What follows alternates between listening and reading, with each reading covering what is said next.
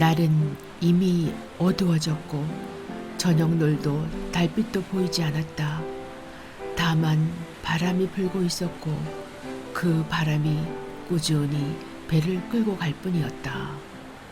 노인은 자기가 이미 죽은 건 아닌가 하는 느낌마저 들었다. 두 손을 마주잡고 손바닥을 비벼보았다. 손바닥의 감촉이 느껴졌다. 손을 쥐었다 펼다 할 때의 고통이 아직 자신이 살아있음을 알려주었다. 뱃머리에 몸을 기대어 보았다. 어깨가 다시금 자신이 살아있음을 말해주었다. 안녕하세요. 서연책들 안의 서연입니다.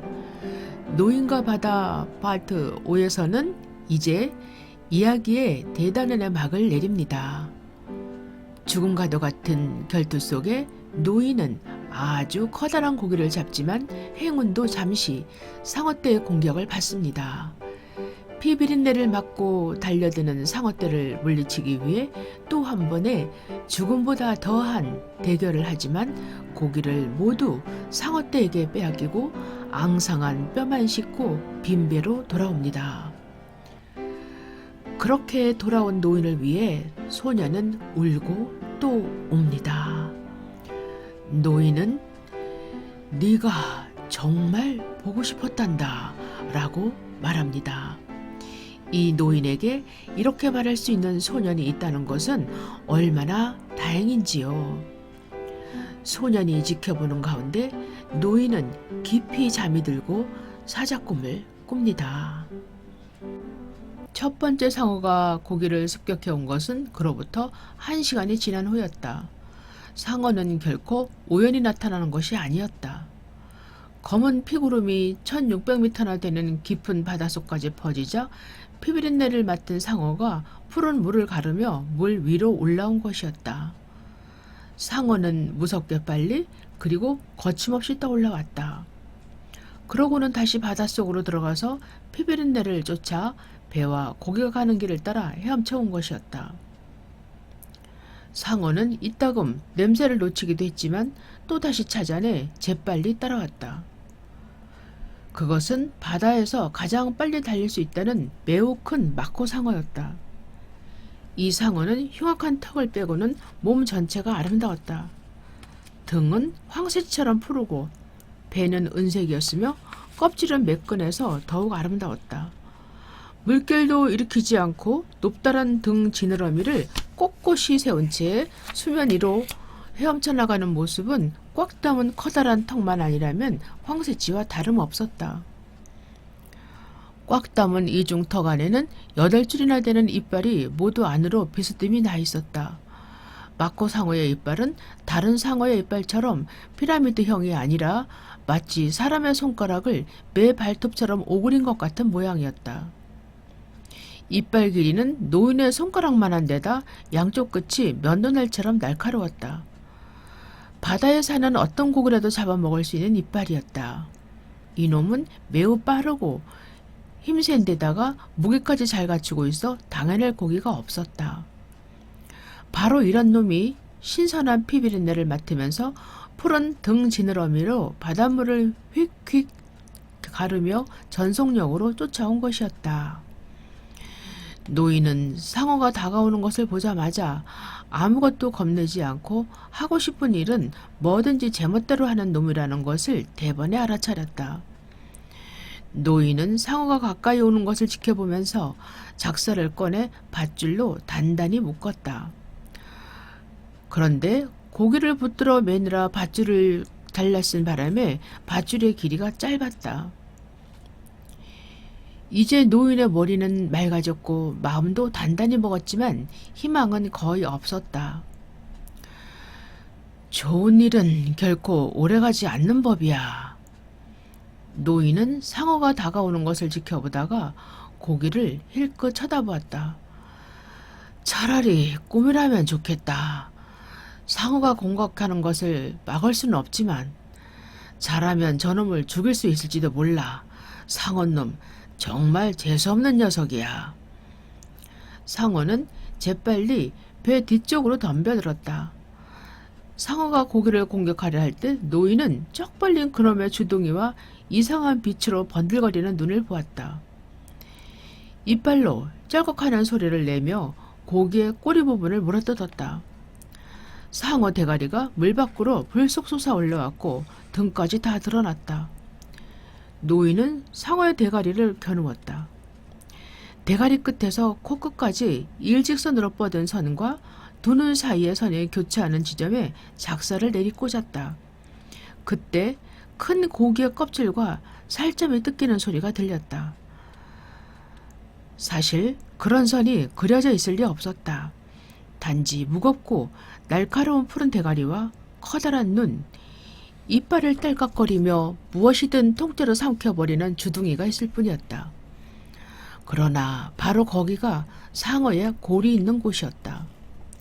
노인은 한치의 망설임도 없이 피투성이가 된 손으로 상어의 골에 작사를 내려 꽂고 있는 힘을 다해 쑤셔 넣었다. 희망은 별로 없었지만 단단한 각오와 철저한 증오심으로 작사를 내리꽂은 것이다. 마침내 상어의 몸이 뒤집혔다. 노인이 보기에 상어의 눈은 이제 살아있는 것이 아니었다. 상어는 몸에다 밧줄을 감으며 2번이나 뒹굴었다. 노인은 상어가 죽었다고 생각했지만 상어는 자신의 죽음을 받아들이려 하지 않는 것 같았다. 몸이 벌렁 뒤집혔는데도 꼬리로 물을 치고 주둥이를 덜그럭거리며 몸부림쳤다. 꼬리로 물을 후려칠 때마다 온통 하얀 물보라가 튀었다.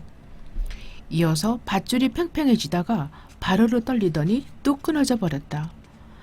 한순간 상어의 몸뚱이가 거의 물 밖으로 드러났다. 상어는 잠시 물 위에 떠 있었다. 노인은 움직이지도 않고 상어를 지켜보았다. 이윽고 상어는 물속으로 천천히 가라앉았다. 저놈이 18kg 정도는 뜯어먹었군. 노인이 억울하다는 듯 소리내어 말했다. 게다가 내 작살과 밧줄까지 다 가져가 버렸어. 그나저나 내 고기가 피를 흘리고 있으니 곧 다른 놈들도 몰려올 텐데. 노인은 물어뜯긴 고기를 더 이상 보고 싶지 않았다. 고기가 물어뜯길 때 노인은 마치 자신의 살점을 물어뜯기는 기분이었다. 그렇지만 나는 내 고기를 공격하는 상어를 죽였어. 놈은 내가 본 것 중 가장 큰 상어야. 사실 예전에도 큰 상어를 많이 보았지만 말이야. 노인은 이런 생각을 하며 자신을 위로하려 했으나 잘 되지 않았다. 좋은 일은 오래가지 않는 법이지. 차라리 꿈이었으면 좋았을걸. 큰 고기는 잡지도 않았고 그저 침대에 신문지를 깔고 혼자 누워있는 거라면 좋겠다.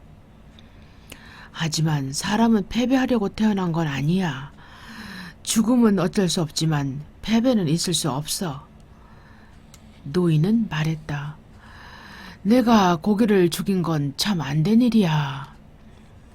노인은 다시 생각했다. 이제 더 큰 시련이 다가올 텐데 내겐 작살조차 없군. 상어란 놈은 잔인하고 힘이 센 데다 강하고 영리한 놈이지. 하지만 내가 그 녀석보다 더 영리했어. 아니, 어쩌면 그렇지 않을지도 모르지. 다만 내가 저들보다 무장이 잘 되어 있던 것뿐일지도 몰라. 이 늙은이야, 쓸데없는 생각은 하지 말라고. 노인은 큰 소리로 스스로를 꾸짖듯이 말했다. 이대로 가다가 상어가 오면 그때 상대하면 되지. 상어놈아, 올 테면 와봐라. 그러나 생각은 해야 해. 내게 남은 것이라고는 고기밖에 없으니까. 오직 고기와 야구뿐이지.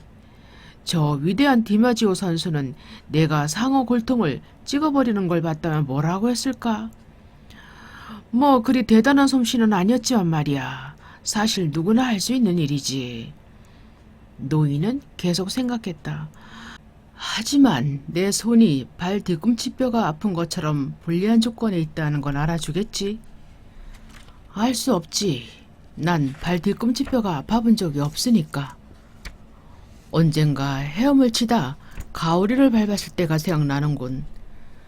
가오리란 놈이 내 발 뒤꿈치를 찔러서 다리가 마비되고 종아리가 참기 힘들 만큼 아팠던 적은 있었지. 이봐, 늙은이.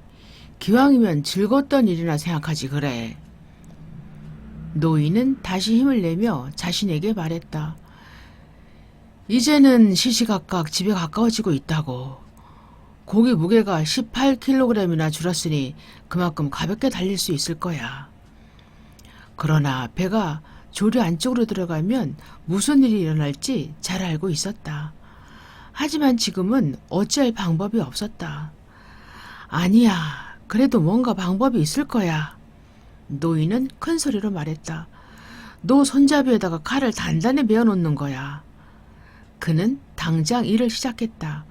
겨드랑이에 키 손잡이를 끼고 돛자락을 발로 밟았다. 자, 됐다. 나는 늙은이에 불과하지만 적어도 무방비 상태는 아니야. 산들바람이 상쾌하게 불어오기 시작했고 배는 미끄러지는 듯 잘 달렸다.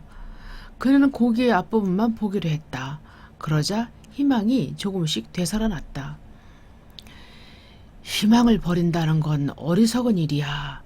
그건 바로 죄야. 죄에 대해서는 생각하지 말자. 지금은 죄가 아니라도 생각해야 할 문제가 많아. 게다가 죄가 뭔지도 잘 모르겠다. 이해도 안 되고 죄라는 게 있다고 내가 믿는지 안 믿는지조차 잘 모르겠어. 그렇더라도 아마 저 고기를 죽인 것은 죄가 될 거야. 내가 먹고 살기 위해 또 남을 먹이기 위해 그런 거라고 하더라도 그것은 죄일 것 같다. 하지만 그렇게 치면 죄 아닌 게 어디 있나. 그러나 죄에 대해서 더 이상 생각하지 말자. 이제 와서 그런 생각을 하기에는 너무 늦었고 또 세상에는 그런 생각만 전문으로 하는 사람들도 있으니까 그런 사람들에게나 맡기자. 고기가 고기로 태어난 것처럼 나는 어부로 태어난 거야.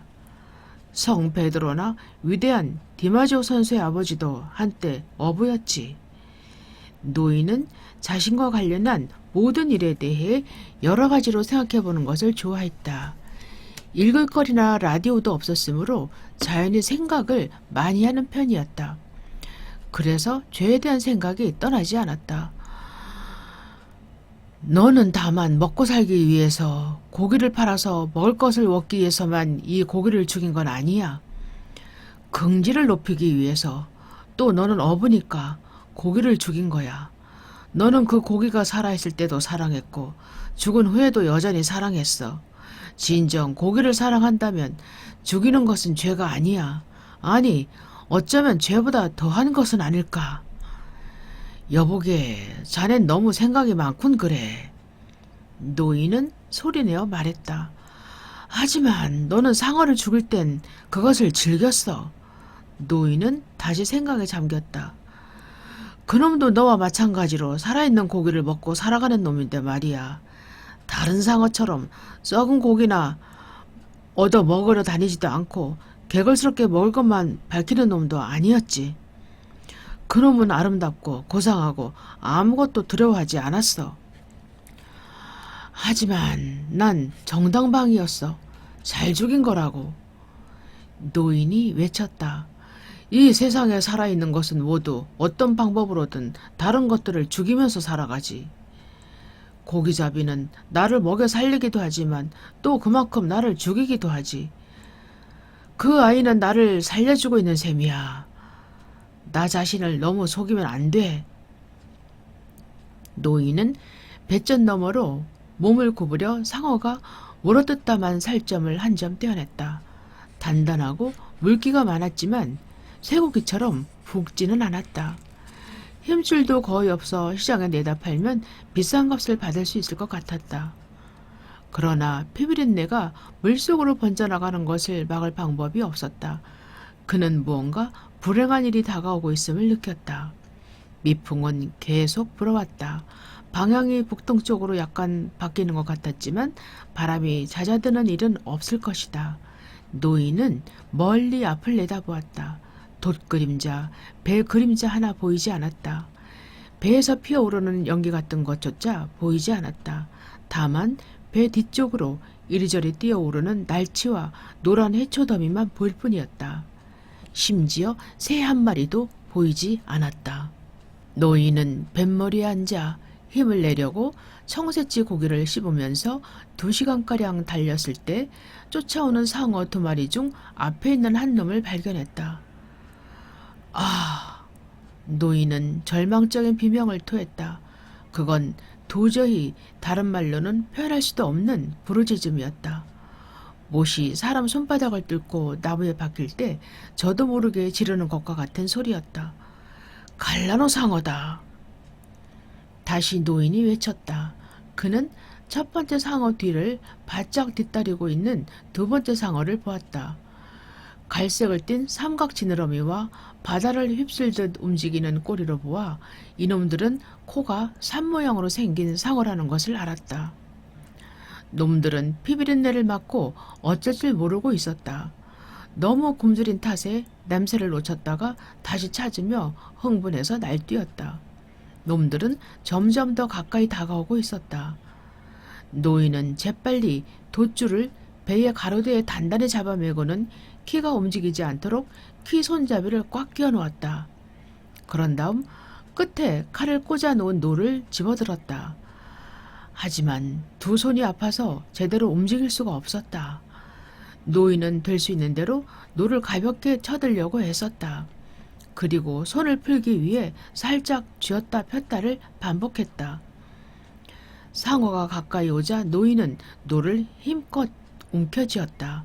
손에 격렬한 아픔이 전해져 왔지만 눈도 깜빡하지 않고 상어가 다가오는 것을 지켜보았다. 넓적한 삽처럼 생긴 대가리와 끝이 희고 넓은 가슴 지느러미가 보였다. 이런 종류의 상어들은 냄새가 무척 고약하고 지독하다. 썩은 것도 잘 먹고 살아있는 것은 닥치는 대로 죽여 먹어치우는 놈들이다. 배가 고플 때는 심지어 노든 키든 가리지 않고 보이는 대로 마구 뜯어먹는다. 바다거북이 물 위에서 졸고 있을 때 배 다리를 잘라먹고 달아나는 것이 바로 이놈들이다. 너무 배가 고프면 배 위의 사람도 습격하는 놈들이다. 사람에게서 생선의 피비린내가 나지 않는데도 말이다. 아, 노인은 다시 짧은 비명을 토했다. 갈라노, 이 망할 놈의 갈라노야, 덤벼라. 놈들이 다가왔다. 그러나 이놈들은 아까 죽인 마코상어처럼 다가오지는 않았다. 한 놈이 슬쩍 돌더니 배 밑으로 자취를 감추어 버렸다. 곧이어 배가 흔들렸다. 놈이 밑에서 고기를 물어뜯기 시작한 것이다. 다른 한 놈은 가늘게 찢어진 노란 눈으로 노인을 노려보더니 반원형의 주둥이를 크게 벌리며 잽싸게 고기를 덮쳤다. 그놈은 마코상어에게 물어뜯긴 그 부분을 공격했다. 상어의 갈색 정수리부터 골이 등뼈와 서로 만나는 부분에 선이 선명하게 이어져 있었다. 노인은 바로 그 부분을 노리고 노에 달린 칼을 내리꽂았다. 그런 다음 번개같이 칼을 빼내어 이번에는 고양이처럼 생긴 노란 눈을 푹 찔렀다. 상어가 고기를 놓고 떨어져 나갔다. 하지만 죽으면서도 떼어문 살점을 삼키고 말았다.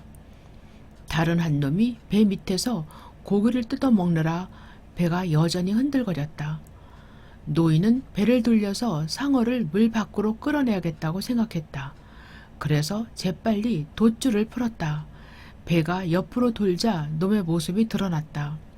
노인은 배전에 몸을 기대고 놈을 찔렀다. 그러나 급소를 놓치고 살점만 찔렀을 뿐이다. 가죽이 어찌나 단단한지 간신히 칼을 꽂을 수 있었다.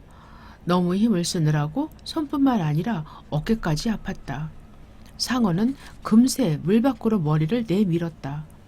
놈이 콧등을 내밀고 다시 고기에게 덤벼들 때 평평한 정수리 한가운데를 겨냥하고 칼을 찔렀다.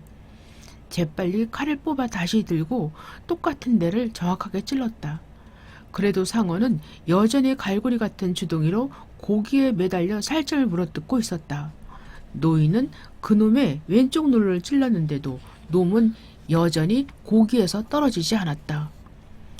이래도 안 떨어져. 노인은 소리치며 등뼈와 골 사이를 내리찔렀다. 이번에는 칼이 쉽게 들어갔다. 상어의 연골이 부르르 떨리며 쪼개지는 게 느껴졌다. 노인은 노를 뽑았다. 그리고 상어 주둥이를 벌리려고 칼날을 주둥이 사이로 집어넣어 한 바퀴 비틀자 상어가 힘없이 스르르 떨어져 나갔다. 썩 꺼져라 갈라놓은 놈아. 깊이 깊이 내려가서 먼저 간 네 친구인지 어미인지나 만나봐라. 노인이 외쳤다.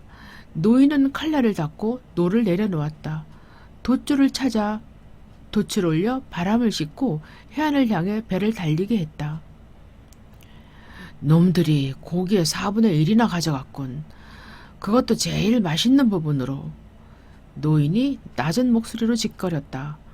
아, 꿈이라면 차라리 고기를 잡지 않았더라면 좋았을걸. 미안하다, 고기야. 애당초 너를 낚아올린 것이 잘못이었구나. 노인은 할 말을 잃었다. 더는 고기를 보고 싶지도 않았다.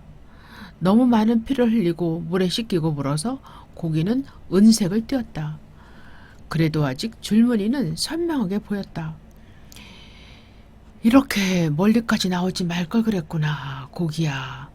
노인은 또다시 중얼거렸다. 너나 나를 위해서도 그건 무의미한 일이었어. 미안하구나, 고기야. 노인은 계속 혼잣말을 했다. 어쨌든 칼이 잘못 껴 있는지 살펴봐야겠다. 혹시 끊어진 데가 있을지 모르니까. 아직도 놈들은 얼마든지 몰려올 테니 손도 제대로 쓸 수 있게 잘 주물러 놓아야지. 이럴 때 칼 가는 숫돌이 있으면 좋으련만. 노인은 노 손잡이에 묶어놓은 매듭을 살펴봤다. 그리고 안타까운 듯이 말했다. 정말 숫돌을 가지고 왔어야 했어. 가지고 왔어야 할 것도 많군 그래. 노인은 생각했다. 지금 그런 생각을 하면 뭐하나. 어쨌든 자네는 안 가져왔는걸. 없다고 투덜거릴 게 아니라 있는 걸로 무엇을 할 수 있는지 생각할 때라고. 자네는 여러 가지로 좋은 충고를 해주는 건 그래. 노인이 큰 소리로 말했다. 이젠 그것도 실증났단 말일세. 노인은 키를 겨드랑이에 낀 채 배가 앞으로 나가는 대로 맡겨놓고 물속에 두 손을 담갔다. 배는 계속 앞으로 나아갔다. 그 마지막 놈이 얼마나 뜯어먹었는지 하느님이나 아시겠지. 노인은 또 혼잣말을 했다. 덕분에 배는 훨씬 가벼워졌군. 노인은 상어에게 물어뜯긴 고기 아랫배는 생각하고 싶지도 않았다. 상어가 쿵 하고 치받을 때마다 고기가 뜯겼을 것이고 지금쯤 바다는 거기서 흘러나온 피가 고속도로처럼 넓은 길이 되어 상어떼들에게 길잡이 노릇을 할 것이 뻔했다. 이 고기 한 마리면 한 사람이 겨우내 너끈히 먹고도 남을 텐데. 노인은 아쉬운 생각이 들었다. 그런 생각은 하지 말자. 이제 가만히 앉아 쉬면서 낚은 고기라도 지킬 수 있도록 손이나 잘 주물러 둬야겠다. 바닷속에 퍼진 피비린내에 비하면 내 손에서 나는 건 아무것도 아니야. 게다가 피를 그리 많이 흘린 것도 아니고 손에 난 상처도 별 문제 아니잖아. 오히려 피가 흐른 덕분에 왼손에 쥐도 나지 않은 거야. 이제 또 생각할 게 뭐 없나? 아무것도 없군 그래. 아무 생각 말고 닥쳐올 놈들의 공격에나 단단히 대비해야겠다. 정말 모든 게 꿈이라면 얼마나 좋을까. 노인은 계속 생각했다. 하지만 혹시 모르지. 일이 잘 풀릴 수도 있잖아. 다음에 습격해온 놈도 먼저 놈처럼 콧등이 삽처럼 생긴 악상어였다. 그놈은 사람 머리통도 들어갈 만큼 넓적하고 커다란 주둥이를 벌리고 여물통에 덤벼드는 돼지처럼 달려들었다. 노인은 상어가 고기를 물게 놔둔 다음 노에 묶어둔 칼로 단 한 번에 그놈의 골통을 찔렀다. 그러나 상어가 몸통을 뒤집으며 뒤로 나가 떨어지는 바람에 칼날이 부러지고 말았다. 노인은 몸을 가누고 키를 잡았다. 상어 쪽은 보지도 않았다. 상어는 천천히 물속으로 가라앉았다. 처음에는 원래 크기로 보이다가 점점 작아지더니 마침내 아주 조그마한 점이 되어 물속 깊이 사라져갔다. 그런 광경은 언제나 노인을 흥분시켰지만 지금은 거들떠보지도 않았다. 아직 갈고리 때가 있군. 그러나 별로 도움이 되지는 않을 거야. 노가 두 자루, 키 손잡이와 짤막한 몽둥이도 있군 그래. 이제는 상어 놈들한테 완전히 당하겠군. 나 같은 늙은이가 몽둥이로 상어를 때려 죽이는 건 힘에 부치거든. 그러나 노와 키 손잡이, 짤막한 몽둥이가 있는 한 끝까지 싸워볼 테다. 노인은 다시 두 손을 바닷물에 담갔다. 벌써 날이 저물어 가고 있었으며 바다와 하늘 외에는 아무것도 보이지 않았다. 바람은 조금 전보다 훨씬 세차게 불었다. 노인은 어서 육지가 보이기를 간절히 바랐다. 지쳤군 늙은이. 노인은 중얼거렸다. 완전히 기진맥진했군 그래. 해가 지기 직전에 상어들이 다시 달려들었다. 노인이 잡은 고기가 바다에 만들어 놓은 넓은 피의 길을 따라 갈색 지느러미가 다가오는 것이 보였다. 놈들은 이제 냄새를 찾아 헤매지도 않았다. 서로 나란히 줄지어 헤엄치며 똑바로 배를 향해 달려왔다. 노인은 키 손잡이를 고정하고 돛줄을 단단히 잡아맨 다음 뱃머리에 밑창에 넣어둔 몽둥이를 집어들었다. 그것은 부러진 노를 약 80cm 길이로 자른 노 손잡이였다.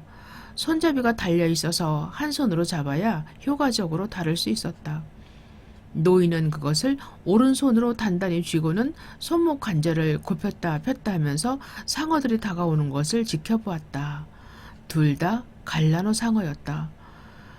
우선 먼저 오는 놈이 실컷 물어뜯게 놔두자. 그랬다가 콧등이나 정수리를 겨냥하고 쳐야지. 상어 두 마리는 나란히 붙어서 달려들었다. 노인은 가까이 있는 상어가 주둥이를 벌렸다가 고기의 은빛 옆구리에 이빨을 들이박는 것을 보고 몽둥이를 높이 치켜들어 상어의 너적한 정수리를 힘껏 내리쳤다. 몽둥이가 부딪힐 때 고무 같은 단단한 탄력이 느껴졌다. 뼈에 부딪힌 것 같았다. 상어가 고기에게서 떨어질 때 또 한 번 세차게 콧등을 두려쳤다. 다른 한 놈은 물속을 들락날락하는 통에 모습이 보였다 안 보였다 했다.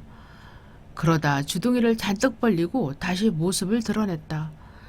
놈이 주둥이를 고기에게 쳐박았다가 꽉 다물자 주둥이 양옆으로 고기의 하얀 살점이 삐져나온 것이 보였다. 노인은 그놈의 대가리도 몽둥이로 힘껏 내리쳤다. 상어는 노인을 한번 흘끗 보고는 살점을 비틀며 계속 물어뜯었다. 놈이 물어뜯은 살점을 삼키려고 물러섰을 때 노인은 다시 한번 몽둥이를 휘둘렀지만 이번에도 단단한 고무 같은 곳을 쳤을 뿐이었다.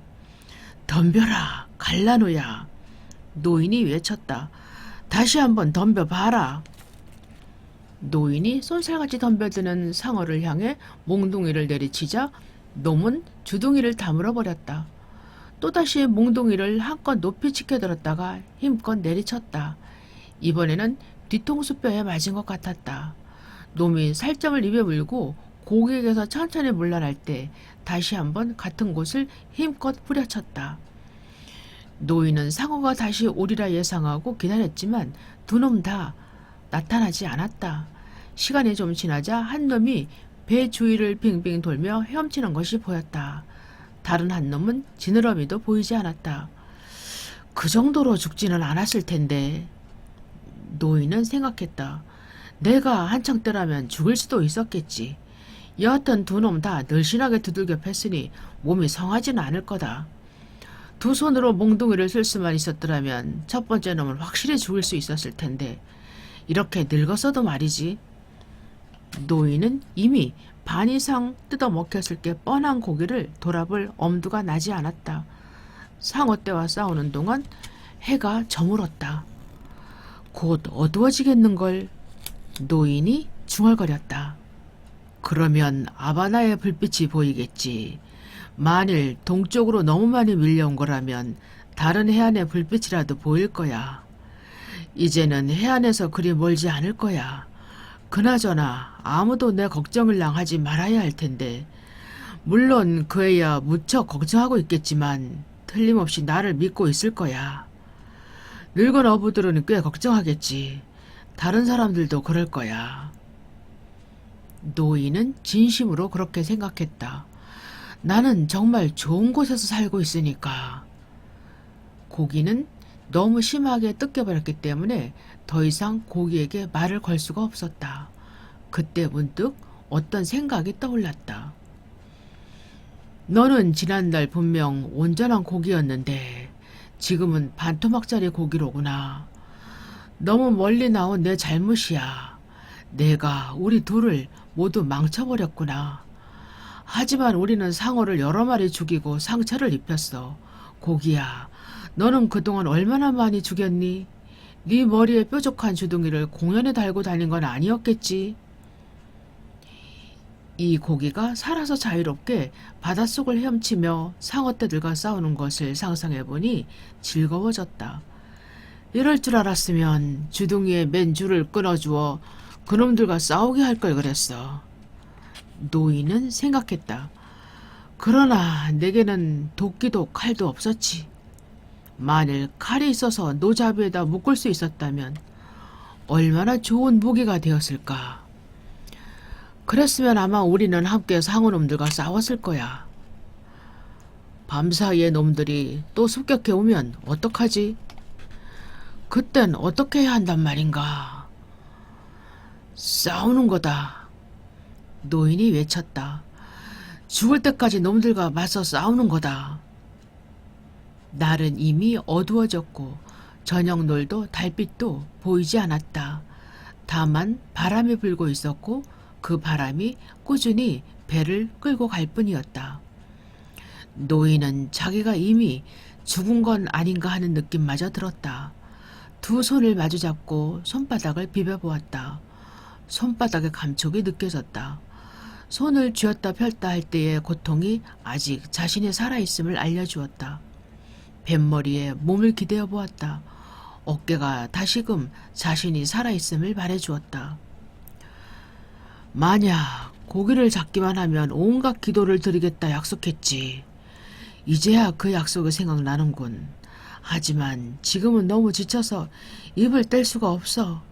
그보다는 부대를 가져다가 어깨를 돕는 편이 더 낫겠어. 노인은 뱃머리 쪽에 누워서 키를 잡았다. 그리고 하늘에서 새벽빛이 비치기만을 기다렸다. 이제 고기는 반토막밖에 남지 않았어. 재수가 좋으면 반토막이라도 가져갈 수 있을 거야. 내게도 운이 조금은 남아있겠지. 아니야. 불현듯 그는 중얼거렸다. 내가 너무 멀리 나왔기 때문에 행운을 놓쳐버린 거야. 그러다 다시 목소리를 높였다. 어리석은 생각은 이제 그만해. 정신 똑바로 차리고 키나 단단히 잡으라고. 이제부터 행운이 찾아올지도 모르니까. 행운을 파는 곳이 있다면 지금 당장 조금이라도 사오고 싶다. 노인은 생각했다. 하지만 뭘로 사오지? 그는 자신에게 반문했다.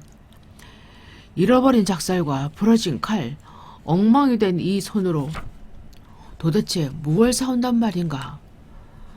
그럴 수도 있지. 노인이 내뱉었다. 너는 바다에서 빈손으로 보낸 84일이란 값을 치르고 행운이란 것을 사려 했었지. 그들도 거의 내줄 뻔했고 말이야. 더 이상 쓸데없는 생각은 하지 말자. 행운이란 여러 가지 형태로 나타나는 법인데 그걸 알아볼 수 있는 사람이 누가 있단 말인가. 아무튼 나는 약간의 행운을 손에 넣었고 게다가 상대가 요구하는 만큼 값을 치른 셈이지. 노인은 주위를 둘러보다 생각했다. 어디서든지 불빛이 비치면 좋으련만.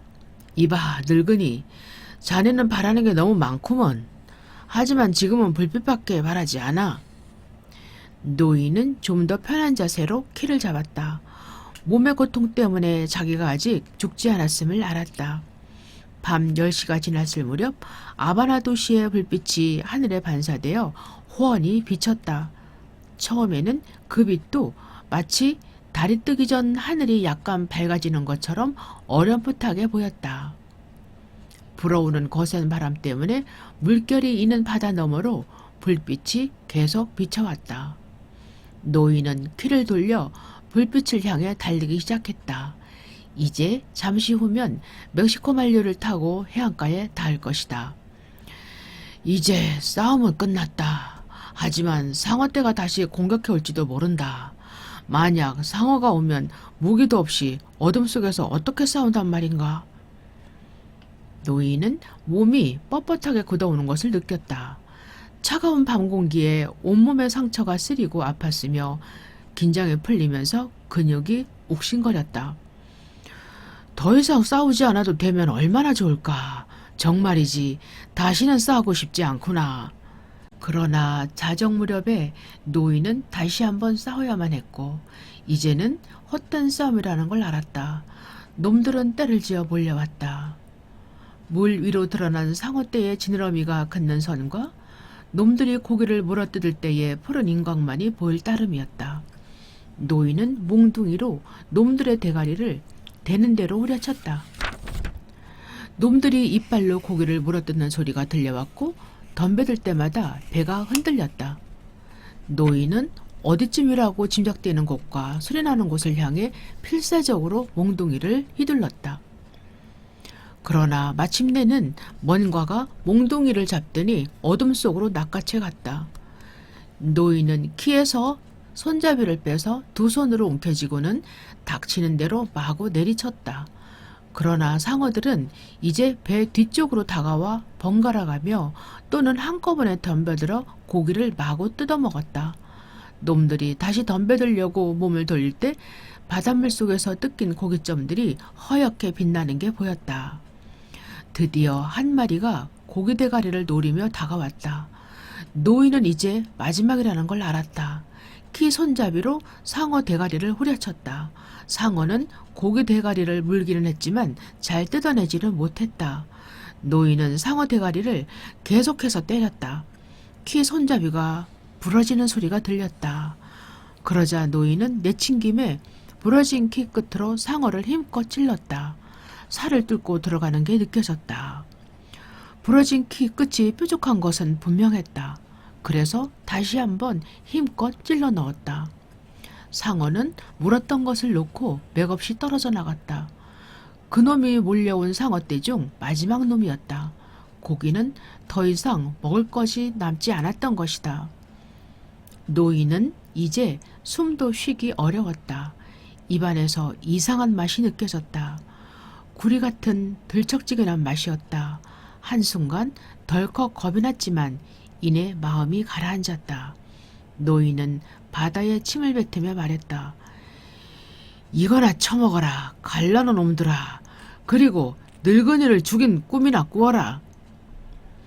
노인은 마침내 완전히 패배했음을 알았다. 회복할 수 없을 만큼 녹초가 되었다. 간신히 뱃머리 쪽으로 가서 키 손잡이에 부러진 토막을 방향키의 구멍에 끼워 넣고 어떻게든 방향을 잡아보려 애썼다. 노인은 어깨 위에 부대를 걸치고 겨우 배의 방향을 바로잡았다. 이제 배는 가볍게 미끄러지듯 바다 위를 달렸다. 노인은 아무 생각도 느낌도 없었다. 이제 모든 건 지난 일이 되었다. 다만 배를 잘 조정해 그의 고향 항구로 돌아가는 일만 남았을 뿐이다. 한밤중에 몇 번이나 상어떼가 습격해 왔다. 마치 식탁에서 음식 찌꺼기를 해치우는 것처럼 고기에 남은 살점에 덤벼들었다. 노인은 아예 관심도 두지 않았다. 그저 키를 잘 조종해 항구로 돌아가고 싶은 마음뿐이었다. 배는 딸린 짐이 없어 아주 가볍게 잘 달리고 있었다. 배는 무사하군. 키 손잡이를 제외하곤 별 비하를 본 건 아니야. 그건 쉽게 바꿔 달 수 있으니까. 배가 조류를 타고 해안 쪽으로 들어가는 게 느껴졌다. 해안을 따라 마을의 불빛이 보였다. 노인은 배가 어디쯤에 있는지 알 수 있었다. 집으로 돌아가는 것은 이제 아무 문제가 없었다. 뭐니 해도 바람은 우리의 진실한 친구야. 때때로 그렇다는 얘기지. 바다에는 우리의 친구도 있고 적도 있어. 그리고 침대야말로 내 친구라고. 침대는 말이야. 노인은 한동안 생각했다. 침대는 위대한 거야. 기진맥진에 있을 때 그렇게 편안하게 해주는 게 또 어디 있겠어. 침대가 얼마나 편한 건지 예전에는 미처 몰랐어. 그런데 내가 무엇 때문에 이렇게 지친 걸까? 노인은 곰곰이 생각해 보았다. 바다에서 있었던 일이 꿈만 같았다. 아무것도 아닌 건 없어. 노인은 큰 소리로 말했다. 다만 내가 너무 멀리 나간 탓이야. 노인이 조그만 한관으로 들어갔을 때 테라스의 불빛은 꺼져 있었다. 다들 잠들어 있었다. 바람이 계속 일더니 점점 거세게 불어왔다. 그러나 항구안은 조용했다. 노인은 바위 밑 자갈밭에 배를 댔다. 도와줄 사람은 물론 아무도 없었다. 그래서 가능한 한 배를 육지에 바짝 갖다 댔다. 그리고 배에서 기어나와 배를 바위에 단단히 붙들어 맸다. 노인은 돛대를 내리고 돛을 감아서 묶었다. 그런 다음 어깨에 메고 언덕길을 오르기 시작했다. 그는 죽도록 피곤했다. 잠시 걸음을 멈추고 뒤를 돌아보았다. 반사된 가로등 불빛에 뱃머리 뒤쪽으로 고기의 거대한 꼬리가 빳빳이 서 있는 게 보였다. 하얗게 드러나는 고기 등뼈와 주둥이가 삐죽 튀어나와 있는 검은 부분이 매우 대조적이었다. 그 사이에 텅 빈 구멍이 보였다. 노인은 다시 언덕길을 오르기 시작했다. 간신히 꼭대기에 이르자 힘없이 쓰러지고 말았다. 돛대를 어깨에 짊어진 채 한참 동안 그대로 누워 있었다. 일어나려고 애써 보았지만 너무 힘들었다. 겨우 몸을 일으킨 노인은 돛대를 맨 채 주저앉아 길 쪽을 바라보았다. 저 멀리에 고양이 한 마리가 지나가고 있었다. 노인은 멍하니 그것을 바라보다가 다시 길 쪽을 바라보았다. 그는 돛대를 내려놓고 간신히 일어났다. 그러고는 다시 돛대를 집어서 어깨에 메고 걷기 시작했다. 자신이 오두막까지 가는 동안 5번이나 주저앉아 쉬어야 했다. 오두막 안에 들어간 노인은 벽에 돛대를 기대어 세웠다. 어둠 속에서 물병을 찾아 물을 한 모금 마시고는 침대에 들어 누웠다. 담요를 끌어당겨 어깨와 등 다리를 덮은 다음 두 팔을 밖으로 쭉 뻗고 손바닥은 위로 펼친 채 신문지에 얼굴을 파묻고 엎드려 그대로 깊은 잠에 빠졌다. 아침에 소년의 문을 열고 들여다봤을 때도 노인은 죽은 듯이 자고 있었다. 그날은 바람이 심하게 불어서 고깃배가 바다에 나가지 못한다는 걸 알고 소년은 늦잠을 잤다. 그리고 여느 때와 마찬가지로 노인의 오두막에 와본 것이었다. 소년은 노인이 숨을 쉬는 모습과 엉망이 되어버린 두 손을 보고는 소리내어 울기 시작했다. 그러다 커피를 가져와야겠다고 생각했다. 조용히 밖으로 나와 길을 걸어 내려가면서도 소년은 계속 울었다. 많은 어부들이 노인의 조각배 주위에 모여서서 배 옆에 묶여 있는 것을 구경하고 있었다. 어떤 사람은 바지를 걷어올리고 물속에 들어가 고기의 뼈 길이를 재고 있었다. 하지만 소년은 그곳으로 내려가지 않았다. 벌써 거기에 가보았기 때문이다. 어부 한 사람이 소년 대신 배를 점검하고 있었다.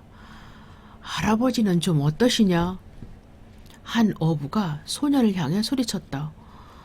아직 주무세요. 소년이 대답했다.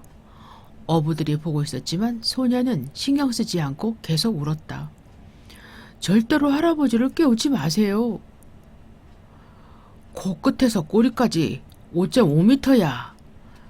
고기 길이를 재던 어부가 소리쳤다. 그 정도 될 거예요. 소년은 대수롭지 않다는 듯 대답했다. 소년은 테라스에 가서 커피 한 통을 주문했다. 뜨겁게 해주세요. 우유랑 설탕을 듬뿍 넣어서요. 다른 것은 필요 없니? 아니요. 좀 이따가 할아버지가 뭘 드실 수 있는지 알아보고요. 거참 굉장한 고기더구나. 주인이 말했다. 그렇게 커다란 공이는 생전 처음 봤다니까. 하긴 네가 어제 잡은 2마리도 꽤 좋은 놈이긴 했지만. 제가 잡은 고기 따윈 아무것도 아니에요. 소녀는 이렇게 말하며 와락 울음을 터뜨렸다. 너도 뭘 좀 마실래? 주인이 물었다. 아니요. 소년이 대답했다. 대신 사람들한테 산티아고 할아버지를 귀찮게 하지 말라고 전해주세요. 곧 다시 올게요. 내가 마음 아파하더라고 전해주렴. 고맙습니다. 소년이 고개를 끄덕이며 대답했다. 소년은 뜨거운 커피 깡통을 들고 노인의 오두막으로 올라갔다. 그리고 노인이 깰 때까지 그 옆에 앉아 기다렸다. 노인은 한 번 깨는 것 같았으나 다시 깊은 잠에 빠져들었다. 소년은 차갑게 식어버린 커피를 따뜻하게 데울 장작을 구하러 마을로 내려갔다 다시 돌아왔다. 마침내 노인이 잠에서 깨어났다. 일어나지 마세요, 할아버지. 소년이 걱정스럽게 말했다. 이것 좀 마셔보세요. 소년이 커피를 잔에 조금 따라주자 노인은 그것을 받아 마셨다. 그놈들이 나를 이기고 말았어, 마놀린. 정말 나를 이겼다고. 하지만 그 고기가 할아버지를 이긴 건 아니잖아요. 그 고기는 이기지 못했어요. 그렇군. 정말 그렇구나. 내가 놈들에게 진 건 그 다음이었지. 페드리코 아저씨가 배와 고기잡이 도구를 손질하고 있어요. 고기 대가리를 어떻게 하라고 할까요? 페드리코에게 잘라서 고기 덫에나 쓰라고 해. 그럼 그 장날 같은 주둥이는요? 갖고 싶으면 네가 가지렴. 좋아요. 정말 갖고 싶어요. 소년이 대답했다. 이제 그 일은 잊고 다른 일을 계획하셔야죠. 사람들이 나를 찾았니? 당연하죠. 해안경비대랑 비행기까지 동원해서 찾았어요. 바다는 너무나 넓고 배는 그토록 작으니까 찾기 어려웠겠지. 그 순간 노인은 자기 자신이나 바다를 상대로 혼자 떠드는 것보다 같이 이야기할 상대가 있다는 게 얼마나 행복한 것인지 새삼 느꼈다. 네가 정말 보고 싶었단다. 노인이 말했다. 넌 뭘 좀 낚았니? 첫째 날에 한 마리, 둘째 날에도 한 마리, 그리고 셋째 날에는 2마리 잡았어요. 잘했구나. 이젠 할아버지랑 같이 나가서 잡을래요. 안 돼. 나는 운이 없는 사람이다. 내 운은 이제 끝난 것 같구나. 그런 걸 왜 따져요? 소년이 말했다. 그렇다면 이제부터 행운은 제가 가지고 다닐게요. 네 식구들이 뭐라고 하지 않을까? 상관없어요. 어제는 2마리나 잡은걸요. 하지만 아직 배울 게 많아요. 이제는 할아버지랑 같이 나가고 싶어요. 잘 드는 작사를 하나 구해서 바다에 나갈 때 꼭 가지고 가야겠어. 낡은 포드 자동차에서 용수철 조각을 떼어내 나를 만들면 될 거야. 과나바코아에 가서 갈아오면 돼. 불에 달구지 않아서 쉽게 부러지겠지만 날카롭기는 할 거야. 내 칼은 이미 부러졌거든. 제가 어디서 칼도 하나 구해올게요. 용수철도 갈아오고요. 폭풍이 며칠이나 갈까요? 아마 사흘은 가겠지. 제가 뭐든지 다 준비할게요. 할아버지는 손이나 빨리 치료하세요. 손이야 어떻게 하면 낫는지 알고 있으니까 별 문제 아니야. 그런데 말이다. 간밤에 뭔가 이상한 것을 토했는데 가슴이 찢어지는 것 같더구나. 그것도 빨리 치료하세요. 소년이 말했다. 할아버지 다시 누우세요. 제가 깨끗한 셔츠를 가져다 드릴게요. 드실 것도 좀 가져오고요. 그리고 내가 없는 동안에 온 신문이 있거든 모두 가져오너라. 노인이 말했다. 알았어요. 저는 아직 할아버지한테 배울 게 많아요. 할아버지도 제게 가르쳐 줄 게 많지요. 그러니 얼른 나으셔야 해요. 그동안 얼마나 힘드셨어요. 말 마라. 아주 지독했단다. 노인이 대답했다. 그럼 먹을 거랑 신문을 가져올 테니 푹 쉬세요. 할아버지, 손에 바를 약도 사가지고 올게요. 베드리꼬한테 고기 대가리 주겠다고 한 것도 잊지 말고 전해라. 그럼요, 잊지 않을게요. 소녀는 문을 열고 나가 다른 산호초로 된 길을 따라 내려가며 또다시 울었다. 그날 오후에 테라스에는 관광객 일행이 몰려들었다. 그들은 죽은 꼬치고기와 빈 맥주깡통이 흩어져 있는 곳에서 바다를 내려다보았다. 그때 항구 밖에서 동풍이 불어 큰 파도가 항구 쪽으로 밀려 들어오는 것을 바라보던 한 부인이 물결과 함께 흔들리고 있는 거대한 꼬리와 굉장한 길이의 등뼈를 가리켰다. 저게 뭐죠? 부인이 옆에 있던 종업원에게 물었다. 거대한 등뼈는 막 물결에 휩쓸려 나가고 있었다. 티브론이죠. 종업원이 대답했다. 상어의 일종이랍니다. 종업원은 거기에 얽힌 이야기를 설명하고 싶은 눈치였다. 그러자 그녀가 호들갑스럽게 말했다. 어머, 상어가 저렇게 멋있고 아름다운 꼬리를 가지고 있는지 몰랐어요. 그렇군, 나도 모르고 있었어. 부인의 동행인 듯한 남자가 대답했다. 언덕길 위에 오두막에서는 노인이 아직도 곤히 자고 있었고 소녀는 그 곁에 조용히 앉아 노인을 지켜보고 있었다. 잠든 노인은 사자 꿈을 꾸고 있었다.